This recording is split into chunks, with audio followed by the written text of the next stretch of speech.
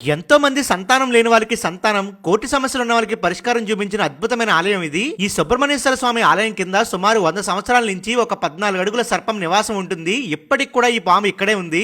ఈ సర్పం ఇప్పటి వరకు ఎవరికి హాని కలిగించినట్టు చరిత్ర లేదు. అంతేకాకుండా ఈ చుట్టుపక్కల గ్రామంలో ఎవ్వరూ కూడా పాము కాటుకు చనిపోలేదు.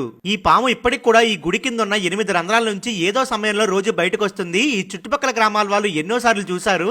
ఇది మామూలు పాము కాదు, దేవతా సర్పం అంటుంటారు. నాకు కూడా నా జీవితంలో ఒక పెద్ద సమస్య వచ్చినప్పుడు అది పరిష్కారం కావాలని స్వామికి మొక్కుకుంటే దాన్ని పరిష్కరించారు. మొక్కు తీర్చుకోవడానికి ఆలయానికి వచ్చినప్పుడు నాకు ఒక అద్భుతమైన సన్నివేశం కనిపించింది. నాతో పాటు ప్రదక్షిణ చేస్తున్న వ్యక్తి ఒక ముస్లిం. తాను ఒక ముస్లిం అయినా ఈ ఆలయం అంటే ఎంతో నమ్మకమని, ఎన్నో సార్లు స్వామి విగ్రహం కళ్ళు అటు ఇటు తిప్పినప్పుడు తన కల్లారా చూశానని చెప్పారు. వాళ్ళ అమ్మగారు ప్రాణాపాయ స్థితిలో ఉన్నప్పుడు ఇదే ఆలయంలో వచ్చి హోమం చేస్తుంటే ఈ సర్పం వాళ్ళ ఇంటికి కనిపించిందని, తర్వాత వాళ్ళ అమ్మగారికి నయమైందని ఆ ముస్లిం అతనే చెప్పారు. నాకు చూడ్డానికి చిన్న ఆలయంలో కనిపిస్తున్న ఈ ఆలయం దగ్గర ఎన్నో అద్భుతాలు జరిగాయి. ఈ ఆలయం అర్చుకుని కల్లో స్వామి కనిపించి ఎన్నో సార్లు మాట్లాడారు.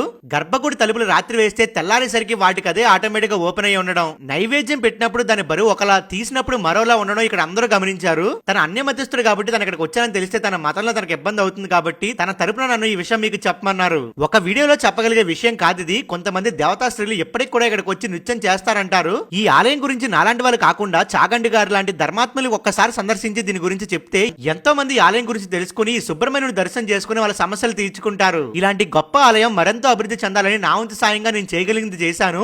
మీరు కూడా అభిషేకాలు, హోమాలు లేదా ఏదైనా డొనేషన్ చేయాలనుకుంటే కింద డిస్క్రిప్షన్ లో పంతులు గారు నంబర్ ఇస్తున్నాను, అవసరం ఉంటే మాత్రమే చేయండి. ఈ ఆలయం అడ్రస్ వచ్చేసి మాటే నుంచి పాలకొల్లు దారిలో వేడంగి మండలం పెచ్చెటిపాలెం దగ్గర మట్టపర గ్రామంలోనే ఉంటుంది సుబ్రహ్మణ్యేశ్వర స్వామి ఆలయం. చాగండి గారి దగ్గర దాకా ఈ వీడియో చేరాలన్న నా సంకల్పం నెరవేరాలంటే మీరందరూ తప్పకుండా వీడియో అందరికీ షేర్ చేయాలి.